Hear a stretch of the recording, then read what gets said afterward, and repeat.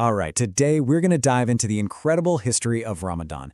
And what's so fascinating is that it's a story that doesn't start with a command to fast, but with a single world-changing moment. I mean, think about that. It's a huge question, right? But for literally billions of people, this isn't some abstract thought experiment. It's the real, living foundation of their most sacred month. It all goes back to one single, fateful night. So let's go there. Our story actually starts in a cave, with a revelation that would, well, echo through all of history. Okay, so I want you to picture this. The year is 610 AD. We're outside of Mecca, in the quiet solitude of a mountain cave. A man named Muhammad, a merchant, is there in a deep spiritual retreat. He's looking for something, searching for a deeper truth he feels is out there, but just can't quite put his finger on. And then everything changes. The silence is shattered. The angel Gabriel appears with this powerful direct command, read. Now Muhammad says he can't read, but the angel insists, and right there, in that moment, the very first verses of the Quran are revealed. This is it, the beginning. This night is known as Laylat al-Qadr, or the Night of Power. And this, right here, is the key to understanding why Ramadan is so holy. It's not just any month. The entire month gets its sacredness because this incredible night happened within it. But here's something you might find surprising. The command to actually fast during this month, it didn't come right away, not at all. In fact, it took more than 10 years for fasting to become an official practice, and it only happened after a really crucial journey. So let's look at the timeline. The first revelation, as we said, was in 610 AD. Fast forward 12 whole years, and the Prophet and his followers make the migration, the Hijrah, from Mecca to Medina. And it's only after that, 2 years later, in 624 AD, that the command to fast is finally revealed to this new, growing community.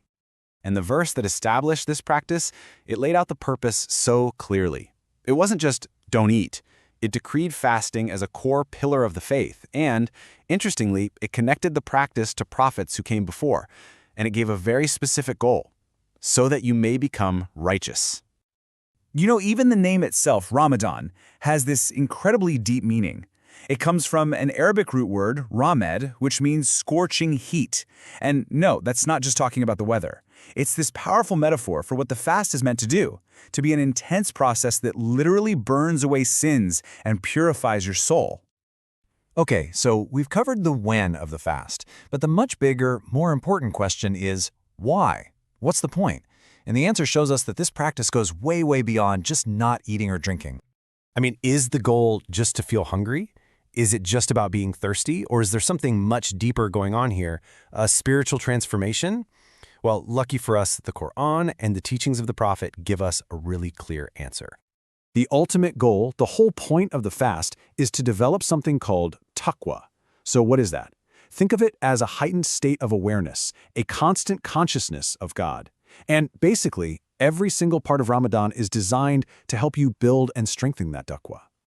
And you get to taqwa through all these different avenues. It's about learning self-control over your own desires. It's about really feeling gratitude for the things you might normally take for granted. It's about a deep spiritual cleansing. It really is a fast of your whole being, your tongue, your heart, your actions, not just your stomach. And this famous saying from the Prophet Muhammad just makes it crystal clear.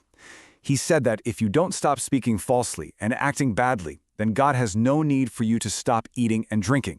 In other words, if the fast isn't changing your character for the better, you've completely missed the point. The physical part means nothing without that spiritual shift. So the question then becomes, how did the Prophet's own way of observing these principles grow into the global tradition we see today, something practiced by billions of people all over the world? Well, his personal routine basically set the blueprint. You've got the pre-dawn meal, suhoor, which is all about getting ready for the day ahead. Then there's the iftar, breaking the fast, which he did with something as simple as dates and water to really instill that feeling of gratitude. And at night, it was all about long, voluntary prayers and a really intense search for that night of power, Laylat al-Qadr, especially in the last 10 nights. And here's something absolutely critical. He directly connected the month to our responsibility to each other. He established a specific type of charity called Zakat al-Fitr. It's a donation you give right at the end of the month for one specific reason, to make sure that everyone, even the poorest person, can celebrate Eid. Think about that. That one act of charity, set up over 1,400 years ago, has just blossomed into this massive global phenomenon. It's incredible. But today, Ramadan is the single biggest period for charitable giving in the entire world. Period. And as Islam spread across the globe, Ramadan became this incredible unifying force. The core spiritual stuff, the fasting, the prayer, that stayed exactly the same. But different cultures added their own unique flavor. You had Ottoman rulers throwing these grand feasts for the poor, scholars in ancient Mali gathering to study the Quran.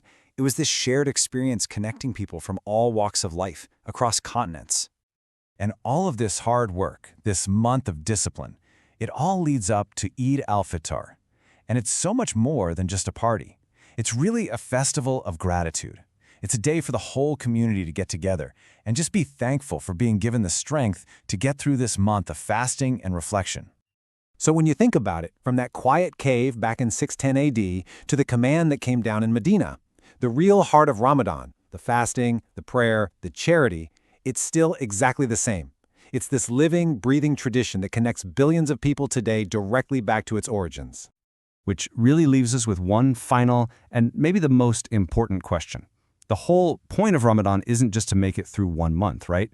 It's about becoming a better person for a lifetime. And that means the real test, the real challenge, well, that always begins the day after Ramadan ends.